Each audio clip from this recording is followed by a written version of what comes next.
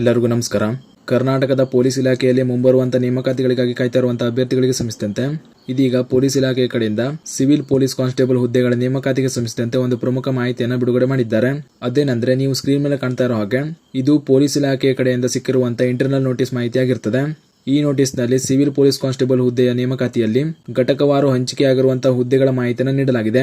ಈ ಕುರಿತಂತೆ ಈ ನೋಟಿಸ್ನಲ್ಲಿ ತಿಳಿಸಿರುವಂತಹ ಮಾಹಿತಿಯನ್ನು ನೋಡ್ತಾ ಹೋಗೋದಾದ್ರೆ, 2025-26ನೇ ಸಾಲಿನ ಪೊಲೀಸ್ ಕಾನ್ಸ್ಟೇಬಲ್ ಮಿಕ್ಕುಳಿದ ವೃಂದದ 3395 ಹುದ್ದೆಗಳು ಮತ್ತು ಕಲ್ಯಾಣ ಕರ್ನಾಟಕ ಮೀಸಲಾತಿಯ 593 ಖಾಲಿ ಹುದ್ದೆಗಳ ಭರ್ತಿಗಾಗಿ ನೇಮಕಾತಿ ಪ್ರಕ್ರಿಯೆಗಾಗಿ ಪೊಲೀಸ್ ಇಲಾಖೆಯ ಪ್ರಧಾನ ಕಚೇರಿಗೆ ಪತ್ರ ಸಂಖ್ಯೆ ದಿನಾಂಕ 3/3/2026 ತಿಳಿಸಿರುವಂತೆ ಈ ಕೆಳಕಂಡ ಘಟಕಗಳಿಗೆ ಹಂಚಿಕೆ ಮಾಡಲಾಗಿರುವ ಹುದ್ದೆಗಳಿಗೆ ನೇರ ಮತ್ತು ಸಮತಳ ಮೀಸಲಾತಿಯ ವರ್ಗೀಕರಣವನ್ನ ಸರ್ಕಾರದ ಆದೇಶ ಸಂಖ್ಯೆ 2026 ದಿನಾಂಕ 27/2/2026 ನಮೂದಿಸಲಾದ ಅಂಶಗಳ ಆಧಾರದ ಮೇಲೆ ನೇರ ನೇಮಕಾತಿ ಪ್ರಕ್ರಿಯೆಯನ್ನ ಪ್ರಾರಂಭಿಸಲು ತಿಳಿಸಲಾಗಿರುತ್ತದೆ ಅಂತ ಮಾಹಿತಿಯನ್ನು ನೀಡಿದ್ದಾರೆ. ನಂತರ ಇಲ್ಲಿ ನೋಡ್ತಾ ಇರಬಹುದು, ಈ ಪೊಲೀಸ್ ಕಾನ್ಸ್ಟೇಬಲ್ ಸಿವಿಲ್ ಹುದ್ದೆಗಳ ನೇಮಕಾತಿಯಲ್ಲಿ ನಾನ್ HK ವೃಂದದಲ್ಲಿ ಘಟಕವಾರು ಹಂಚಿಕೆ ಮಾಡಲಾಗಿರುವಂತಹ ಹುದ್ದೆಗಳ ಮಾಹಿತಿಯನ್ನು ನೀಡಿದ್ದಾರೆ.